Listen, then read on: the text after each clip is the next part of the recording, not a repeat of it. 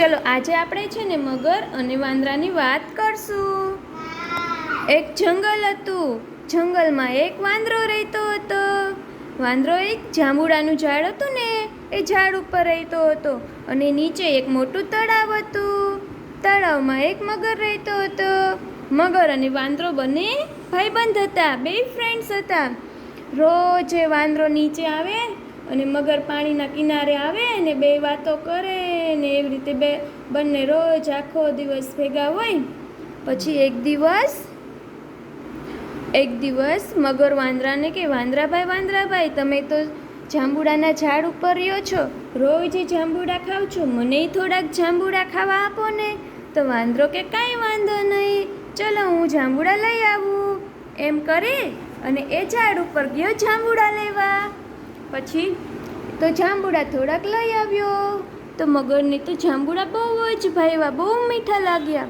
તો કે મારે ઘરે એક મગરી છે ને એના માટે એ જાંબુડા લઈ જવા છે, હજી થોડાક લઈ આવી દો ને. તો વાંદરો તો ઝાડ ઉપર ચડીને જાંબુડા બધા જાંબુડા લઈ આવ્યો મગરી માટે. પછી નીચે આવીને મગરને જાંબુડા આપ્યા. મગર તો એ જાંબુડા લઈ અને એના ઘરે ગયો અને મગરીને આપ્યા. તો મગરીએ જાંબુડા ખાધા તો એને તો બહુ મીઠા લાગ્યા. પણ એને એવો વિચાર આવ્યો કે જો આ જાંબુડા આટલા મીઠા છે તો આ જાંબુડા રોજ ખાતો હોય એ વાંદરો કેટલો મીઠો હોય, મારે તો એ વાંદરાનું કાજુ ખાવું છે. તો એણે મગરને કીધું તમે કે વાંદરાને અહીંયા લેતા આવજો, મારે એનું કાજુ ખાવું છે.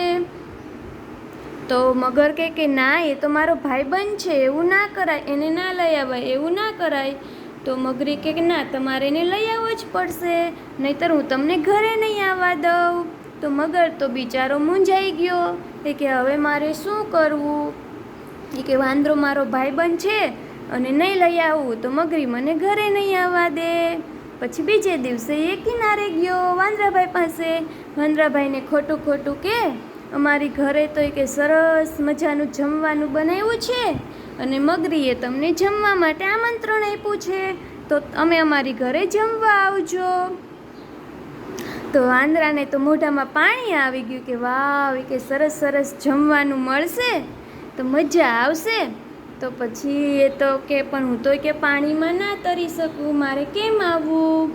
તો મગર કે કાંઈ વાંધો નહીં, મારી પીઠ ઉપર બેસી જાજો, હું તમને લઈ જઈશ.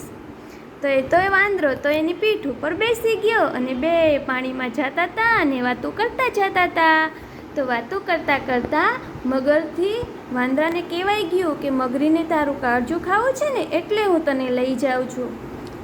વાંદરાભાઈ તો બિચાકડા મૂંઝાઈ ગયા કે હવે શું કરવું મારે, હું પાણીમાં અહીંયાથી ઠેકડો તો મારી ન શકું, ઠેકડો મારું તો હું તો તણાઈ જાઉં, મને તો તરતા નથી આવડતું, હવે મારે શું કરવું.